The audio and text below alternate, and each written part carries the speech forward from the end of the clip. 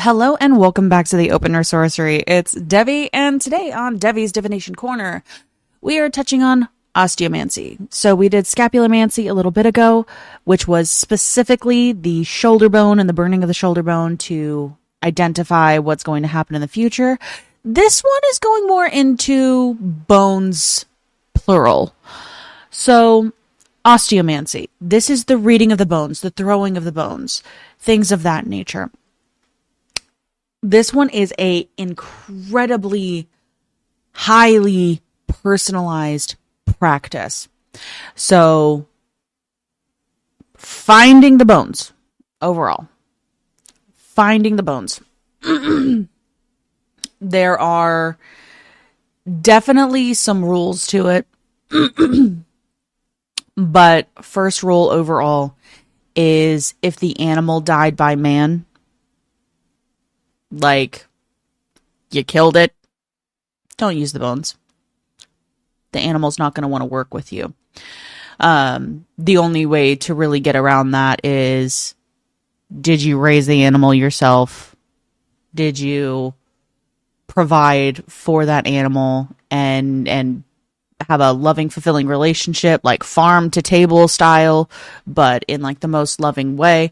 And then, yeah, they may want to work with you in how the animal was slaughtered, but most of the time, do not go and get animal bones from animals that were killed by people. And then decide, how do you want to do this? Because you can get the longer bones, the femurs or whatnot, and you can mix in other divination with it. So a lot of people use runes, or they will just have different bones from the different parts of the animal. So like, say somebody's using a chicken. They'll have a chicken wing symbolizing travel, which makes sense. Makes absolute sense.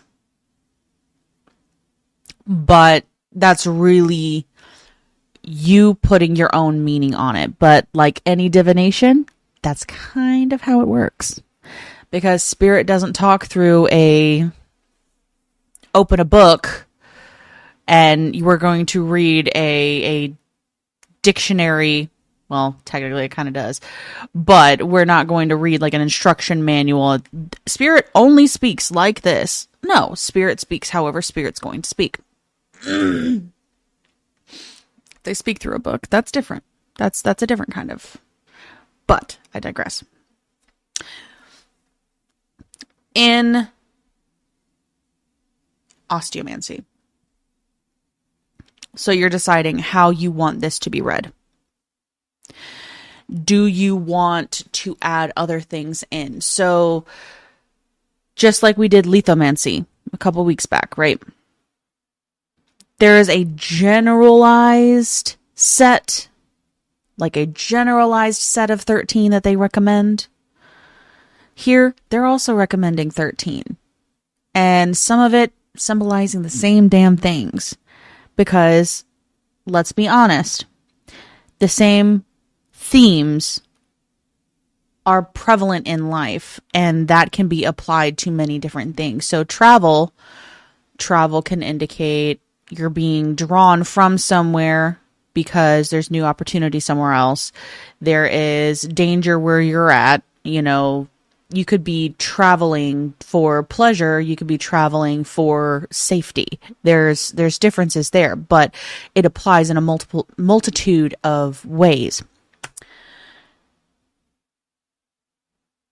But you have to decide how you want to assign it. Or, like I've seen many, many times, you can have femur bones, where that's like the longest bones that you can get from an animal, right? And use that. And you don't need 13. In fact, like one of my favorite, the bone throwing lady, I watch her all the time. She makes me laugh. But they're her old cat's femurs. And the way that she reads them is, instead of them having the intricate meanings of like, oh, this one is this specific thing, this one is this specific thing. You literally throw the bones onto the mat. If they cross, that's a yes. If they're scattered, that's a no. And that's it. So throwing the bones can be as simplistic or as complicated as you want to make it. Because we can go in with each of those femurs and we can assign a meaning. You can literally carve into them. This one means this.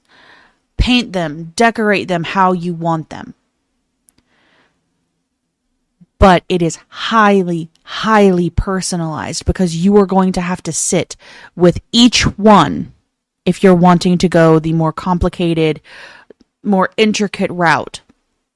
You're going to have to sit with them and assign meaning to each individual one. And that is going to be highly personal to you. Decorate them however you like. That is your personal choice. So let's get into meanings, just like lithomancy, right?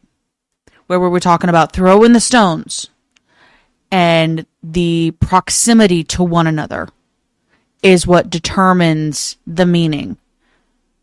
If you're going the complicated route of everything has a meaning, the proximity is going to matter.